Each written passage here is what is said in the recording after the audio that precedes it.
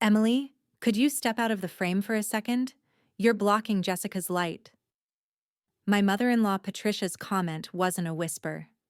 It rang out, slicing through the soft jazz and the clink of crystal glasses at her and my father-in-law's 40th wedding anniversary party. I froze on the edge of the glamorous living room, holding a tray of premium lobster canapes I'd been up since 4 a.m. to prepare, and felt my chest tighten like it was being squeezed.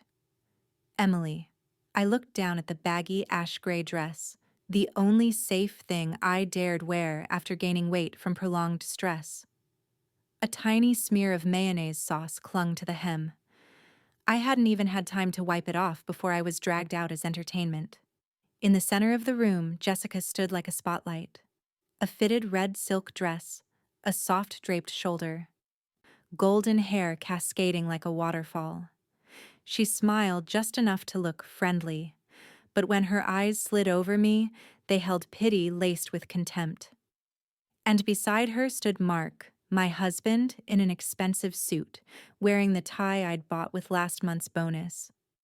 Mark was smiling, not a polite social smile, a bright, confident one, the kind he hadn't given me in a long time. His hand rested on Jessica's waist like a natural reflex. My stomach twisted. I looked at Mark, waiting for him to say something.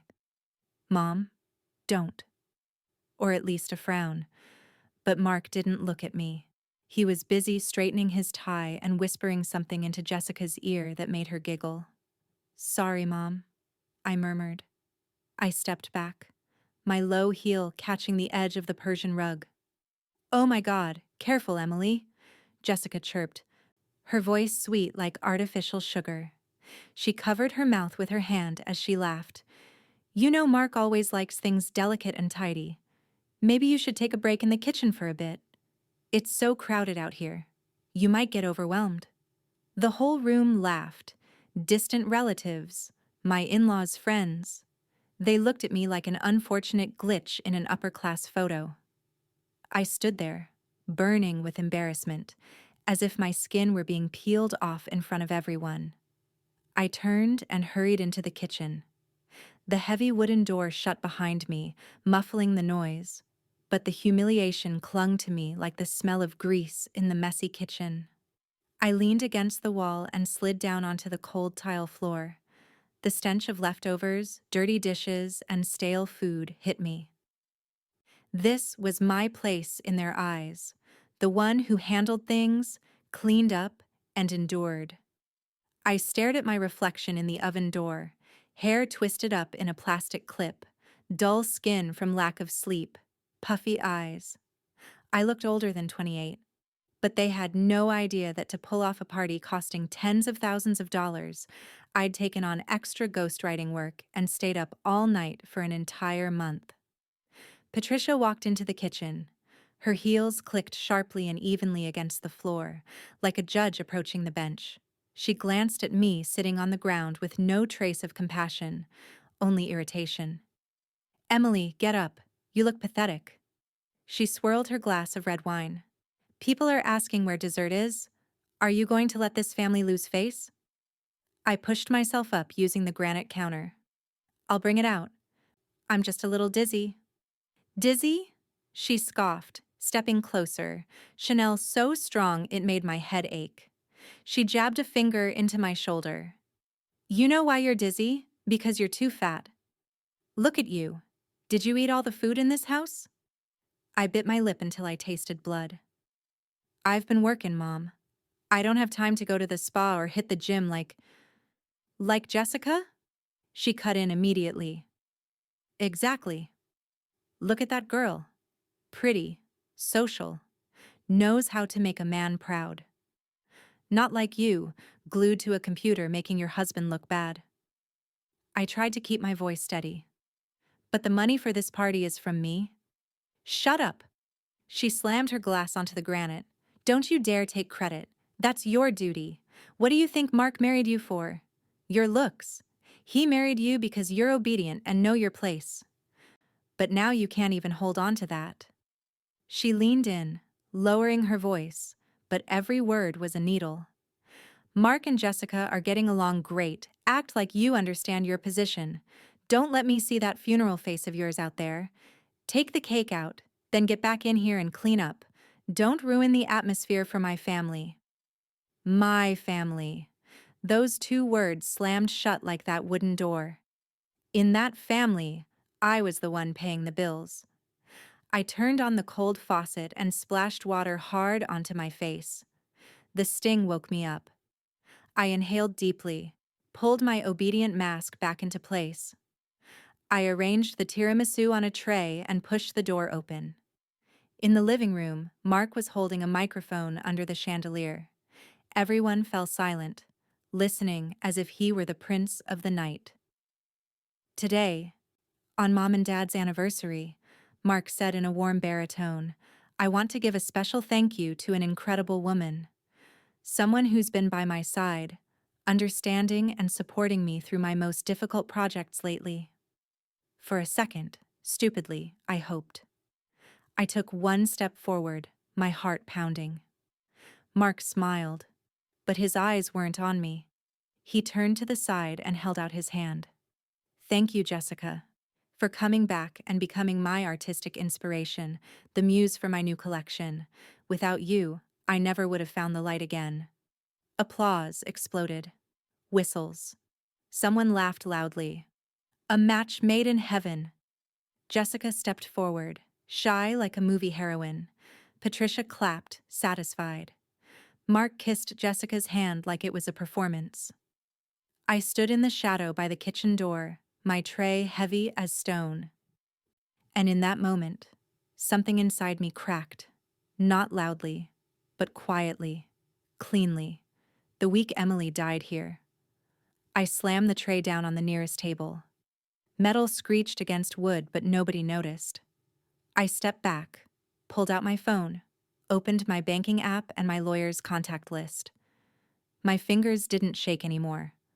I left the mansion, got into my old Toyota, and drove. The car was so quiet I could hear my heartbeat slow. Not from peace, but from awakening. I stopped where I could see the city blazing with lights. I looked into the rearview mirror. The woman staring back at me felt unfamiliar. 5 years ago, I wasn't Fat Emily.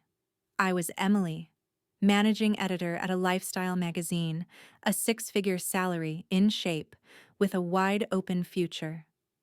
Mark was a young, ambitious architect, but drowning in debt after a failed startup.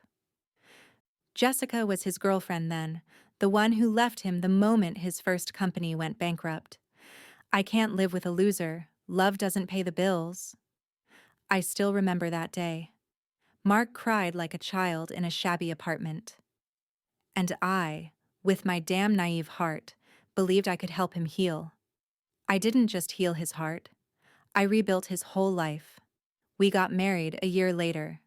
Mark said he wanted a simple wedding to save money and rebuild his career. I agreed. I didn't even ask for a diamond ring. I wore a plain silver band. But that practicality only applied to me. Right after the wedding, I saw the real face of exploitation. Patricia, elegant on the outside, was actually a professional debtor.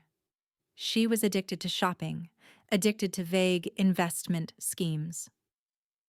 And she always had one reason to make me pay: family. I remember a rainy night 3 years ago. She called at 2 a.m., panicked.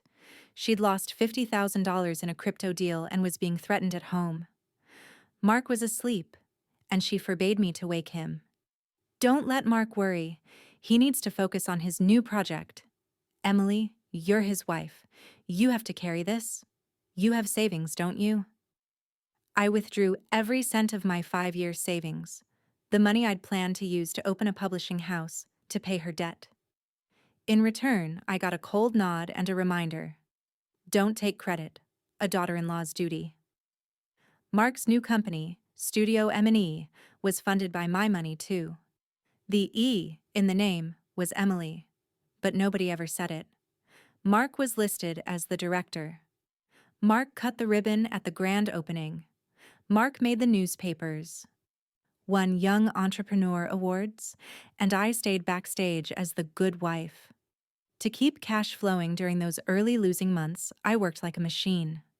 By day, I did Mark's books. By night, I freelanced. Ad copy, ghostwriting, B-list scripts. I typed until my hands burned. 16 hours a day.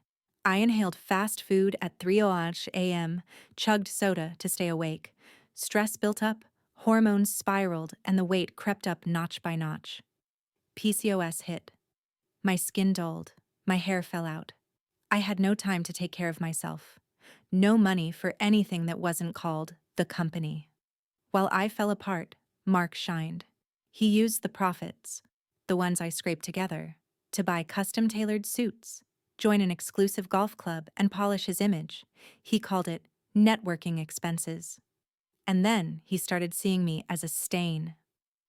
"You should look in the mirror, Emily," he said last month when I asked to go with him to a launch party. "Look at you, you'll scare my partners off. Stay home. I need a professional image." I cried all night, but the next morning I still got up early, ironed his shirt, made him a healthy breakfast, and chewed on a stale piece of bread for myself. And then Jessica came back. 3 weeks ago, she returned from Europe after divorcing her second rich husband. Broke, but still glamorous. She came to Mark claiming she needed apartment design consulting. Mark, the man she'd dumped like a stray dog, welcomed her back like a queen. They went to lunch openly, checked in publicly. And Patricia, who used to trash talk Jessica, suddenly played matchmaker. Only Jessica is worthy of our family's class. In my car's glove compartment, I had a green folder I'd grabbed from Mark's office. I'd planned to take it home and organize the books like always, but inside were corporate credit card statements, the card I personally guaranteed, $5,000 for a Gucci bag, $3,000 for a Michelin star dinner, $2,000 for one night at the Ritz-Carlton.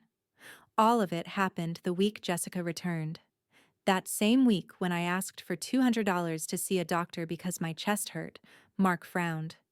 "Why are you wasting money? The company's struggling. Take painkillers or just grab something cheap at the drugstore." The company's struggling. The mantra he'd used to shut me up for 3 years. My phone buzzed. A text from Mark. "Are you home yet? Mom's mad you left early.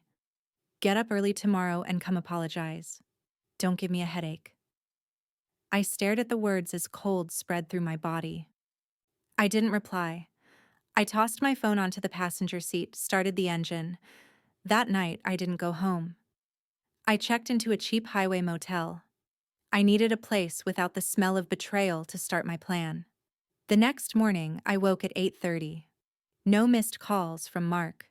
Just 3 voice messages from Patricia, yelling at me for not making breakfast, demanding I transfer money to cover the mansion's interest payment before 10 high, and bragging that Jessica would stop by the office at lunch to help Mark redecorate the workspace. I threw my phone onto the bed like it was trash. I washed my face with cold water.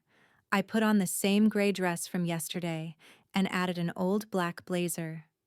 I still looked like the exhausted Emily they were used to, and that was exactly what I needed. At 9:15, I arrived at Studio M&E. The new receptionist, someone I'd interviewed and hired, looked at me with pity. "Director Mark is in an important meeting. He said no one should disturb him." "I'm his wife, and I'm a shareholder," I said, walking straight in. The director's office door was slightly ajar. I was about to push it open when Jessica's voice made my hand go rigid. "Babe, when are you going to kick that fat bitch out? I'm sick of having to sneak around watching you act with her." Mark chuckled, the click of a lighter as he lit a cigarette. "Be patient. Tax season's coming up. I need her to finish the books. Those numbers. Only she can handle them so we don't get the IRS breathing down our necks." Jessica huffed. "That's all?" Patricia's voice cut in, calculating. "Not just that. The house, the car. It's all mortgaged under her name as the guarantor. If we divorce now, the court splits assets and we lose half. We have to move the assets first. Mark added, ice cold. Next week, I'll trick her into signing a power of attorney for a big loan, using her parents' house as collateral. I'll tell her we need capital to open a new branch. She'll swallow it whole. Once the funds are dispersed, I'll transfer everything to your overseas account. Then I'll file for divorce. The debt will be in her name, and her parents' name. We'll be sipping cocktails in Bali. Emily, I stood there, dead still. Everything collapsed. Not with a bang, but in silence. In their eyes, I wasn't a person. I was an asset that could be mortgaged, a loan they could squeeze dry. I thought of my father's rough hands when he took me to the city for college, and my mother's voice. If you suffer, come home. And now the man I called my husband was planning to turn my parents' home into the last brick for his paradise with his mistress. Rage flared in my head. I wanted to burst in, flip the table, scream in their faces. But I stopped. That would only make me the crazy one. They'd call security, drag me out, and their asset-moving plan would keep rolling. I needed a clean punch, not an outburst. I backed away, step by step, light as a cat. I went straight to the elevator and out of the building. The sunlight was blinding, but I saw everything more clearly than ever. My phone vibrated. A missed call from Patricia. I called back, my voice soft as cotton. I'm at the bank. The system's glitching a bit. I'll transfer it right away. I'm even pulling my parents' retirement savings to help Mark this time.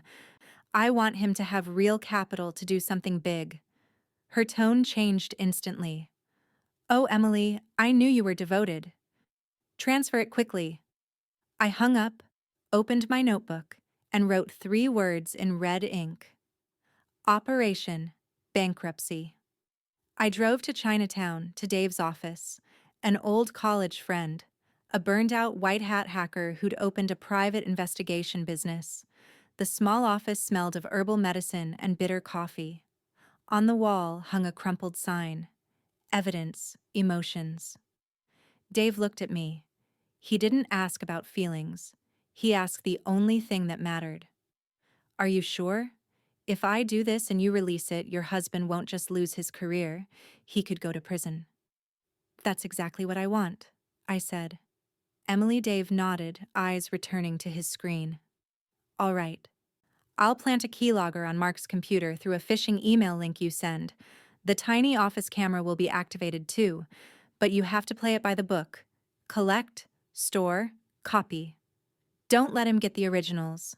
Hidden folders appeared on the screen. Deleted emails, Telegram chats. I saw Mark calling me a breathing ATM. Saw Jessica texting, "When do we get the money from that stupid wife?" I didn't cry. I documented. I screenshot. I saved everything into a folder named Project Phoenix. For the next 2 weeks, I lived 2 lives. By day, I was still stupid and ugly Emily. I still cooked breakfast. I still listened to my mother-in-law nitpick me about household money. I still pretended to scramble over the paperwork to mortgage my parents' house to save the company. I even secretly swapped Mark's high-end coffee for cheap flavored stuff, watched him drink it happily, and laughed to myself. A small prank to remind me I had the handle now.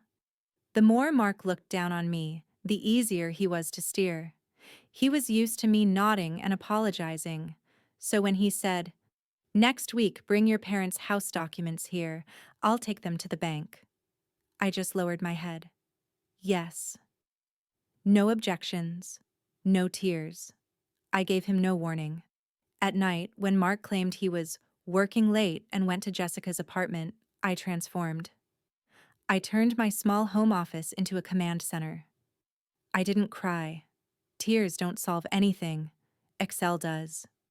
I started auditing my entire life. Evidence number 1, dirty cash flow. As the bookkeeper, I had admin access. I printed 3 years of company bank statements and highlighted every suspicious expense. Mark didn't send money directly to Jessica. He routed it through a shell company, J Elite Design, registered under her cousin's name, billing it as Interior Design Consulting. I built a timeline spreadsheet. Column A was transfer date, column B the amount, column C the invoice description, column D the matching proof. I opened Jessica's Instagram and scrolled through every check-in photo and every gift-bragging caption. The day Mark wired $5,000 to J Elite, Jessica posted in the Maldives, "Thank you, babe, for the surprise gift." Screenshot, click, save.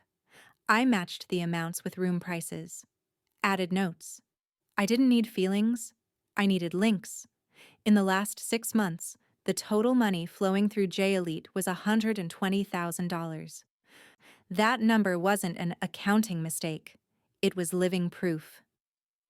Evidence number 2, tax evasion. Mark inflated material costs to reduce income taxes. Invoices for steel and glass were actually purchases from his buddy's company at triple the real price, with cash kickbacks under the table. The emails and chats even spelled it out. Invoice $50K, I'll wire it, then you hand me back $20K. Avoid the cameras. I read it and got chills. Emily. I printed the emails, stamped the timestamps, and saved PDFs. I had Dave extract the metadata so it couldn't be denied. Mark always bragged he was a business genius, but against data, he was just a sloppy tax cheat. Evidence number 3, a plan to steal my family's assets. The office camera and audio captured the full conversation. The plan to trick me into mortgaging my parents' house, move the money to a Swiss account after disbursement, divorce me, and leave me holding the debt. I copied the recording onto 3 USB drives. Dave kept one. One was hidden in a bank safe deposit box. One stayed in my bag.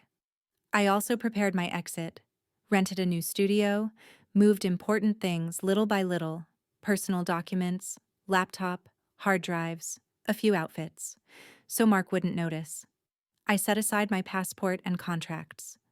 I moved my personal money into a new account Sarah advised on, enough to live and hire a lawyer all the way through. I wasn't just preparing evidence, I was preparing myself. I looked at myself in the mirror. Extra weight, gray skin, dark circles. This was the price of neglecting myself for people who didn't deserve it.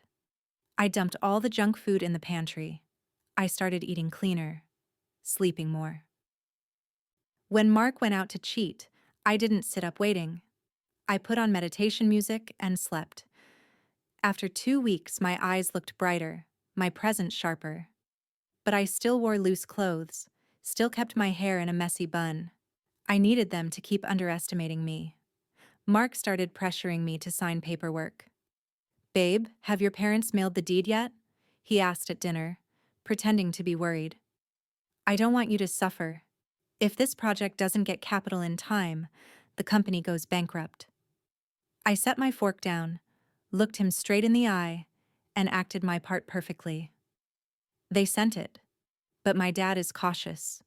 He wants a formal meeting to sign, with the family lawyer present as a witness so he feels safe. Mark frowned. "A lawyer? Why make it complicated? We're family." I cut him off. "Don't you want my parents to feel secure?" And I hinted to my dad that you'll pay a higher interest rate than the bank to make them happy. It's just procedure. He went quiet. I added bait. "Friday, at La Maison. I booked a VIP room. Mom and Jessica should come too. Jessica is a strategic partners, right? If my parents see you with a talented, beautiful collaborator, they'll trust you more." Greed swallowed caution. Mark nodded. "Fine, but dress properly. Don't embarrass me." The night before the meeting, I worked one last time with Sarah, my divorce attorney, a steel woman. She flipped through every document, her voice calm. "This evidence is enough to destroy him. But the decisive punch is in tomorrow's contract. He's greedy. He'll sign. And the moment he signs, we close." The thick file folder was labeled Asset Mortgage and Investment Loan Agreement. Inside, Buried in the sections Mark wouldn't read carefully was the share transfer and personal liability acknowledgement.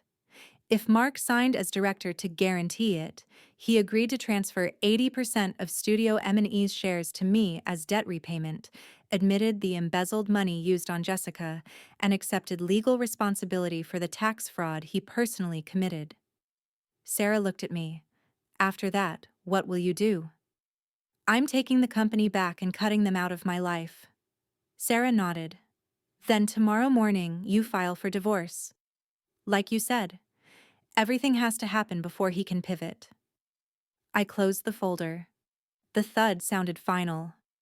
I looked at the new black dress and the sharp high heels I'd bought. Tomorrow, the old Emily would disappear. Friday night, La Maison was bright and cold. I stood outside the VIP room door and inhaled. I sprayed a little Tom Ford, a bold scent, nothing like the cheap fabric softener I usually smelled of. Sarah stood beside me, leather briefcase in hand. Are you ready? Sarah asked. Never been more ready. I pushed the door open. 3 faces looked up. Mark, Jessica, Patricia. For a second, the room went dead silent. Mark's mouth fell open, his fork clattering onto the plate. The Emily in a gray dress was gone. I wore a black slit dress, hair softly curled, makeup sharp. Jessica, in her loud red dress, suddenly looked cheap. Emily? Mark stammered. I pulled out a chair and sat, calm. What? You don't recognize your wife? Patricia tried to regain control. Where are your parents? Why is it just you and this stranger? They're tired, I lied without blinking. They authorized their lawyer to represent them. This is Sarah. The money is ready to be dispersed. All we need is your signature, Mark. The word money lit Mark's eyes. He straightened his tie, switched to a solemn voice. I'm just worried about their health. Come on, sign so we can eat. I'm starving. Sarah opened her briefcase and slid the folder and a Mont Blanc pen toward Mark. Please sign where it's marked. This is the guarantor confirmation process. The terms are a bit complex because it's a large amount. But the purpose is to ensure funds flow to the correct account. Mark flipped open the first page, about to skim. My heart hammered. If he read clause 14 on page 7 carefully, the plan would fail. I leaned in and whispered just for him. Just sign quickly. My dad hates hesitant men. If you want to impress him, be decisive. Under the table, Jessica placed her hand on Mark's thigh, pouting. Sign already, babe. I'm starving. I want to order lobster. Patricia clicked her tongue. Exactly. Stop nitpicking. If your wife's family agreed to help, sign. Don't let people say you're weak. Mark looked at me with a patronizing smile. I trust you, Emily. He flipped to the last page. The pen scratched. Scratch. His signature, bold on the paper. He pushed the folder back, grinning triumphantly. Done. When does the money hit? Sarah checked the signatures, then smiled. A shark smile. Thank you, Mark. The agreement is effective immediately. I stood. The money isn't coming, Mark. What? Mark's brow creased. There isn't a single cent from my parents. This dinner isn't to celebrate you scamming money. It's to celebrate me ending your family's exploitation. Jessica snapped. Are you insane? I pulled a remote from my purse and pressed a button. The screen behind Mark, which had been showing a fake fireplace, flickered, then displayed the J Elite spending ledger. Next to each transfer line were photos of Jessica showing off a Gucci bag, a resort, a fancy dinner. The room locked up. Jessica lunged to grab the remote. A security guard blocked her. She screamed, "That's his money, not yours." I looked at her. That's company money, payroll money, contract money, money I worked day and night to keep alive. And you spent it on bags. Mark stammered, sweat breaking out. Emily, you misunderstood. That's expenses. Interior design consulting expenses? I asked, hitting every word. Consulting by checking in from the Maldives? Not done yet. I clicked to the next slide. The recording played. Every word clear. The plan to mortgage my parents' home, move funds, divorce me, and leave me with debt. Mark's voice echoed, stripping him bare like a torn coat. Mark shot up, his chair crashing back. Turn that off! You set me up? He lunged at me. 2 guards Sarah had hired stepped in and blocked him. Mark stopped short, panting like a wounded animal. I took 1 step closer and met his eyes. A setup? I'm just giving you the receipt you deserve. Mark roared. I'm the director. I can fire you. I'll divorce you and you'll leave with nothing. Sarah spoke, flat and sharp. Mark, do you remember what you just signed? Mark froze. Sarah lifted the folder. You just signed a share transfer and personal debt acknowledgement. Under Clause 14, you admit to embezzling $150,000 for personal purposes. You agree to transfer 80% of Studio M&E to Emily as repayment, and you accept full legal responsibility for tax fraud and any debts arising from your personal misconduct. Mark snatched the papers, flipping frantically. When he saw the black and white text, his legs buckled. Jessica shrank back. Patricia shrieked and lunged, clawing. You bitch! You tricked my son! You thief! I shoved her hand away. Thief? You're right. I learned from your family. You stole my money, my labor, my youth. Now I'm taking it back. I turned to Mark, who was sprawled on the floor. The company is mine now. You have 24 hours to clear your stuff out of the office. And the mansion, its loan is being called by the bank. I bought that debt this morning. Now I'm your creditor. Mark looked up, eyes red. Emily, you can't. We're married. Married? I laughed, so softly it surprised even me. We ended the moment you called me a cash cow, Mark. I slipped off my tarnished silver ring and dropped it into his wineglass. Clink. I filed for divorce this morning. See you in court. And as for Jessica, I hope you two are happy with your pile of debt. True love, right? I turned and walked out. My heels hit the floor like a final drumbeat. Behind me were screams, sobs, curses. I didn't look back. I went to the new studio I'd quietly prepared since last month. Light, plants, no smell of lies. I'd just poured myself wine when my phone started exploding. Calls, texts, Facebook notifications. Mark had posted a long status with a photo of him slumped in the office.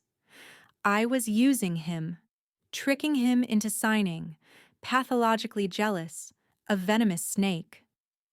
Jessica commented with sobbing emojis. I was just an employee helping him. Patricia made her own post calling me ungrateful, mocking my weight gain and illness for laughs. My messenger filled with insults. Even someone who'd borrowed money from me cursed me out. Someone even wrote, "You can't have kids, so being dumped is what you deserve." I read it, noted it, and deleted it. Not because it hurt, because I refused to let them take one more second of my head. They were playing the gaslighting card, manipulating me into believing I was the one at fault, the crazy one, the one who went too far. They played perfect victims on social media, and I, the one who paid the bills, was turned into a monster with a few lines of text. Emily. If I were the Emily from 3 years ago, I would have curled up, cried, and tortured myself. Am I really wrong? Am I too sensitive? But that night I just took a sip of wine, smirked with contempt, and muttered one tiny sentence. Keep barking. Let's see what you eat when the sun comes up tomorrow. Emily, I posted one thing. A photo of the company spending statements to J Elite Design, with sensitive info blurred, placed beside Jessica's photo showing off designer bags. With one short line, "Truth is expensive. This is why I left." Receipts need shock justice served. Within 10 minutes, the wind shifted. Online detectives called out the audacity. They found J Elite was a shell. They matched Jessica's brag posts to transfer dates. The comments attacking me disappeared, replaced by outrage aimed at Mark and Jessica. Emily? I turned off the screen. I didn't sit there counting likes or waiting for anyone to take my side. I washed my face, changed clothes, and lay down.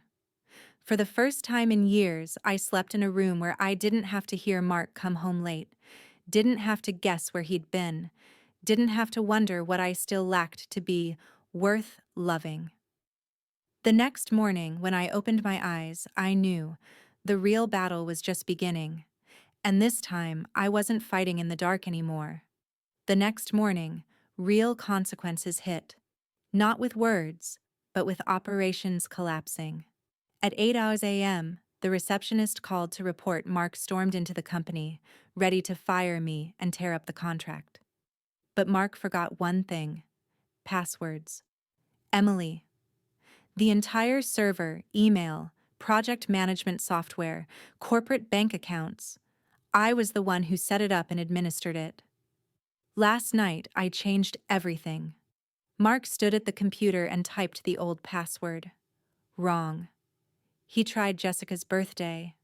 Wrong. He tried his mother's birthday. Still wrong.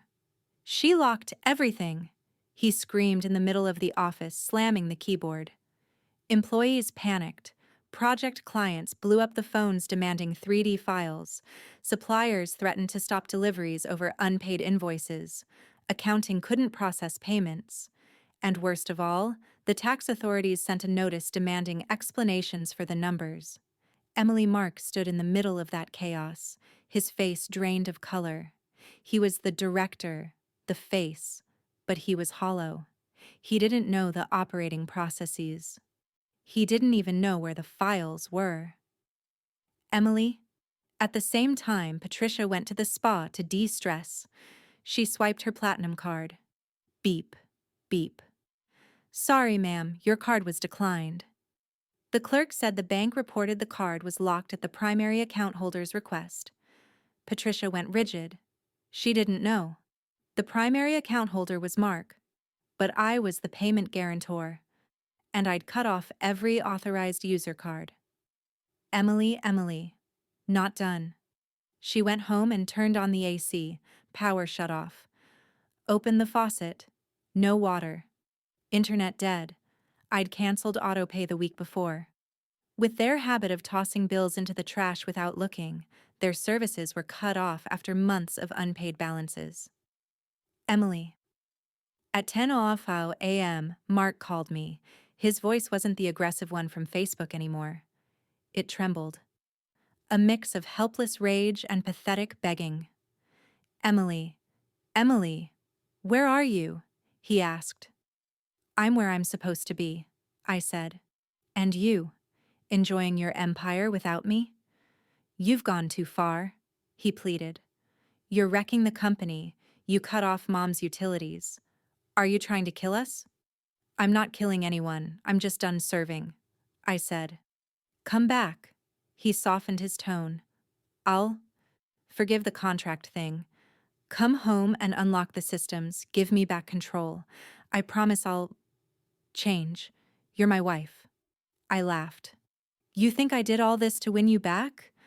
I don't want you back. I want you to collapse. He screamed, then tried to threaten me. I cut him off.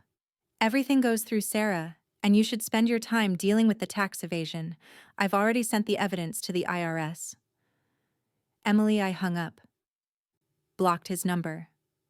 From then on, I did exactly one thing. Clean up. Not their house. My life. I walked into Studio M&E as the person in charge. I called the staff together and announced changes.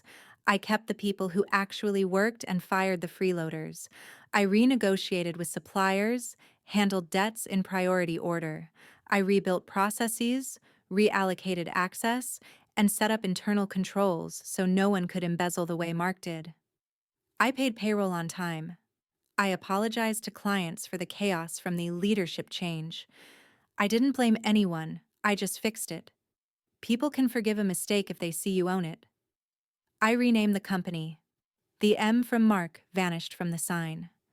I chose a new name, a symbol of what I'd just done. Phoenix, reborn from ash. I didn't need to tell anyone what I'd endured. The numbers on the financial reports and the new contracts would speak for me. A few months later, I saw Mark again in the last place he expected, the lobby of a luxury hotel, where I was meeting a partner. He appeared like a wrinkled shadow, shirt rumpled, face gray. "Emily," he said, so softly I almost thought I imagined it. I looked at him for a moment. He was no longer the polished man in a shiny suit holding a microphone in front of a crowd. He looked like someone the world had forgotten. "And your mom?" I asked. Even though I hated Patricia, I still wanted the truth. "Mom had a minor stroke after the bank foreclosed on the house," Mark said, his voice shaking, half sobbing. "Now we're renting a tiny room in the East Side slums. She keeps saying your name. She keeps saying if only." "Don't." I raised a hand to stop him. "Don't say, if only. There's no medicine for regret, Mark." Emily. Mark looked up, eyes bloodshot. He started to step forward like he wanted to grab my hand, but Lucas moved one step closer, his warning stare making Mark shrink. "Emily, I know I was wrong," Mark begged, then dropped to his knees right there in the hotel lobby. "I've lost everything. Look at you now. You're rich. You're beautiful. Can you spare me one chance? I don't have to be your husband. I'll be a security guard, a janitor at your company. Anything. I need money to buy Mom's medicine. Please." "Emily," I looked down at him. Strangely, I didn't feel the peak satisfaction I'd imagined. I just felt a cold pity for a man who'd lived off fake glory and crumbled when the light went out. I opened my wallet and pulled out $100 bill. Not much, but enough for Patricia's medicine. I let the bill fall in front of him, gently. Not thrown, not tossed, just released, the way you drop a coin into a fountain to pray the past away. "Emily, get up," I said, "and don't look for me again." A year later, the auditorium at the National Convention Center glittered. Spotlights hit me as I walked onto the stage to accept an award for outstanding corporate restructuring. In the front row was my team, the people who'd rebuilt Phoenix with me, and beside them was Lucas. Lucas didn't save me. He arrived after I'd already stood up on my own, and he chose to walk beside me out of respect. He loved my cool head and my warm heart. I held the microphone, looked out at the room, and said the only thing that needed saying: "Pressure can crush you, or it can create you. Don't let anyone set your value, except you." Applause thundered. I stepped down. Lucas reached for my hand and squeezed. "You were incredible, Emily," he whispered, kissing my forehead. The after-party ended late. We walked into the lobby to wait for the car. The night wind was chilly, but inside me was a strange calm. Then, from the staff parking lot, a staggering figure lurched out. Mark. He was gaunt, hollowed out, wearing a janitor's uniform. Hair messy, eyes sunken. He looked at me like I'd stolen his life, when all I'd done was take mine back. "Emily," he rasped, "you think you've won?" I looked at him. Not happy, not sad, just seeing the truth. The man who once stood beside me was now only the empty shell of ambition. "What do you want?" I asked, calm. He rambled.